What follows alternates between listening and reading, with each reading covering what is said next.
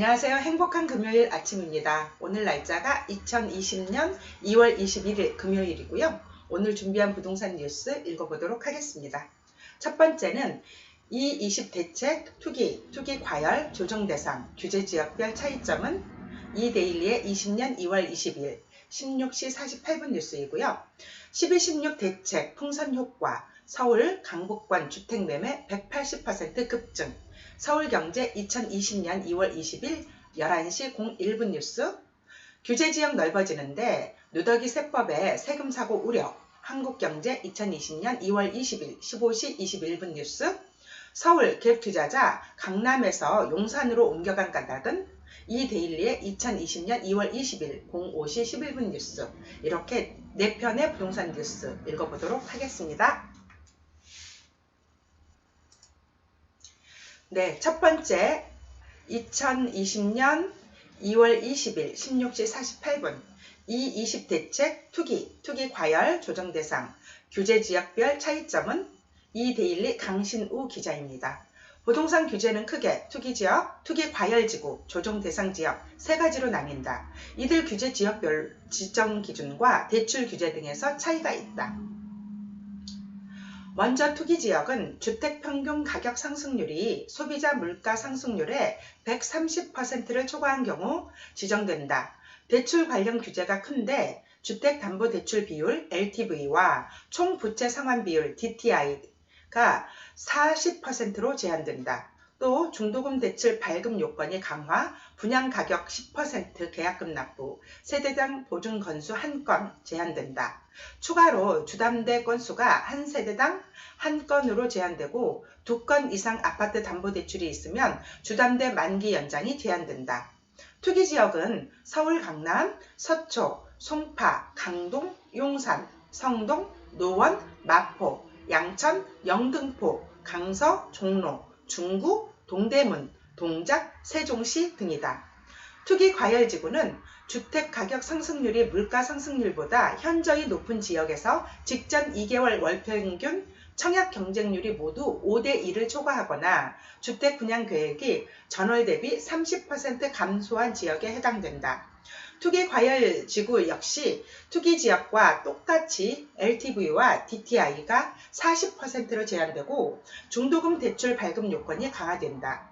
또 재건축 조합원 지위 양도가 제한, 조합 설립 인가에서 소유권 이전 등기 시가 되고 조합원 분양권 전매 제한, 관리처분 인가부터 소유권 이전 등기를까지가 받는다. 청약 1순위 자격 요건이 강화되고 민연주택 일반 공급에서 가점 대비 비중이 확대되며 9억 원 초과 주택은 특별 공급에서 제외된다. 투기 가열지구는 서울 전 지역과 과천, 성남 분당, 광명, 하남, 대구 수성구이다. 조정 대상 지역은 직전월부터 소급해 3개월간 주택 가격 상승률이 물가 상승률의 1.3배를 초과한 지역이다. 조정 대상 지역으로 지정되면 LTV와 DTI가 각각 50으로 제한된다. 다만 LTV는 주택 가격 구간별로 규제 비율을 차등 적용했다.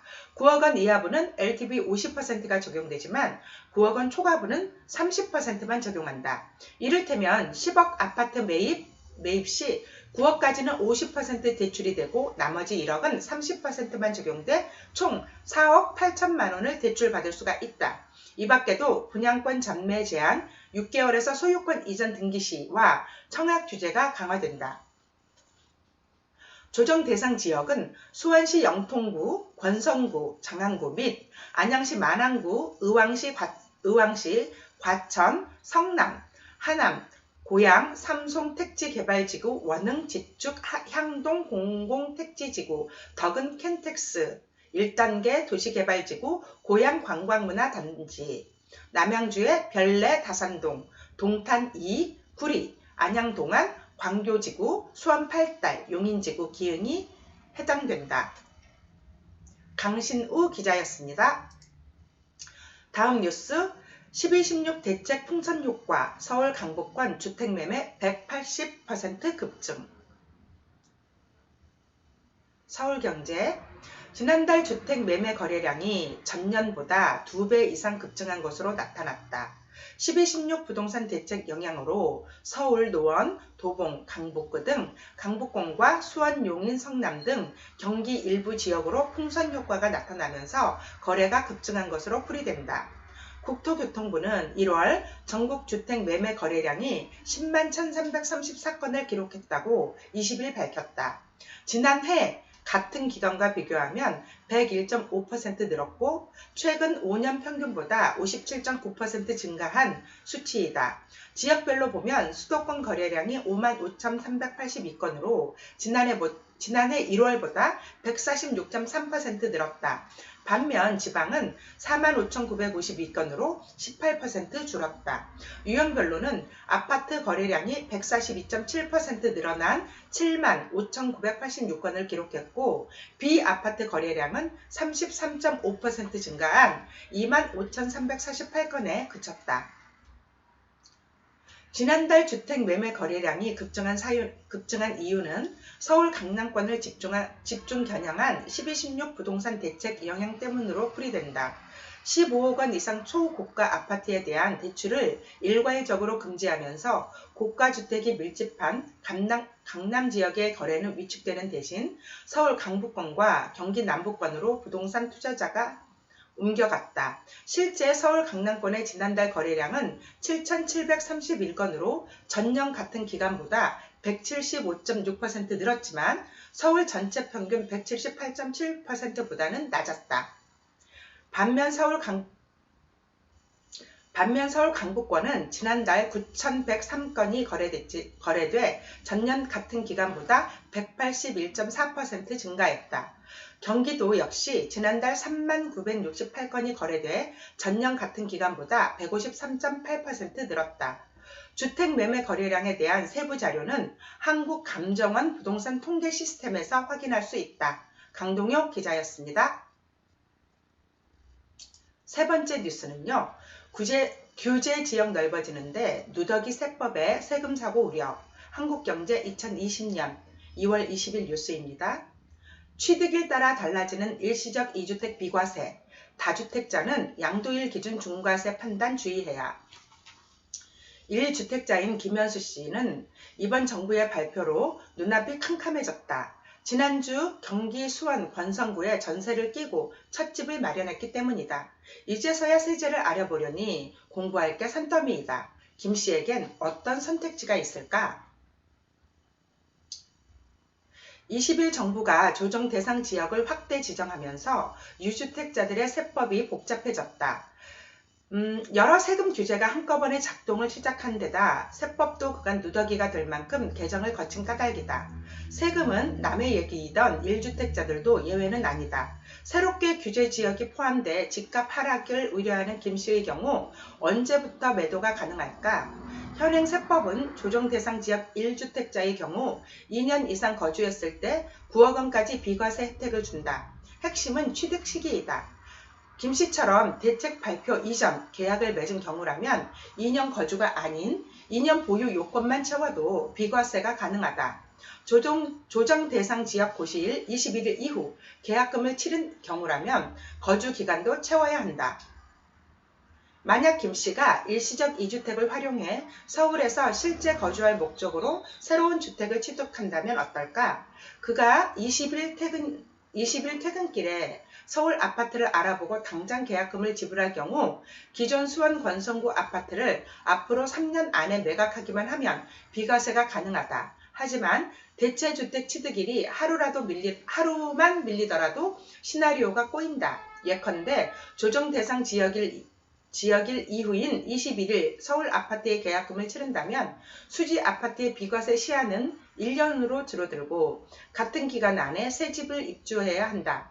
지난해 1216 대책에서 강화된 일시적 2주택 규정 때문이다. 다주택자라면 주택 취득일 날짜와 관계없이 조정 대상 지역 지정일 이후부터 바로 양도소득세 중과세율이 적용된다.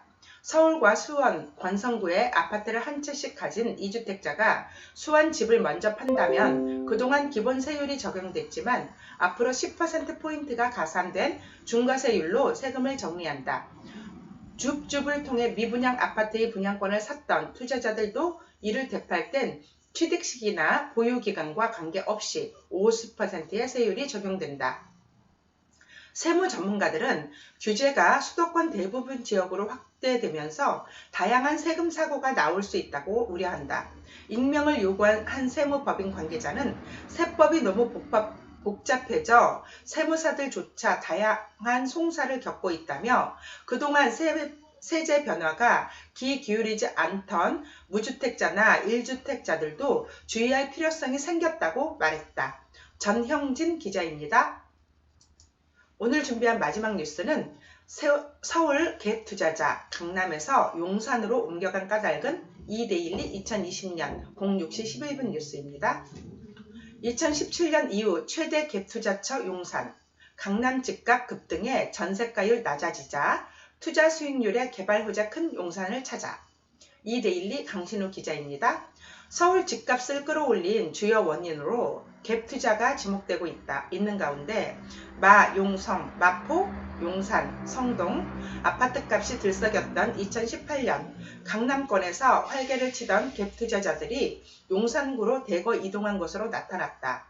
당시 박원순 서울시장의 여의도 및 용산 개발 계획을 언급하며 일명 싱가포르 선언 논란이 있던 해여서 호재에 민감한 투자자들이 투자처를 옮겨갔을 가능성이 있다는 분석이 나온다. 19일 국토교통부가 국회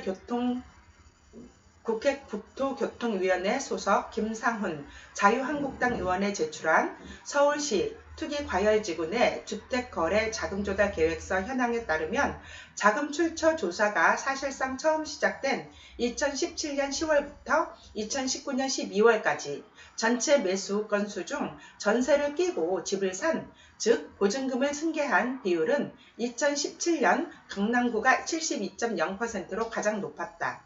당시 용산구의 갭투자 비중은 57% 수준이었다.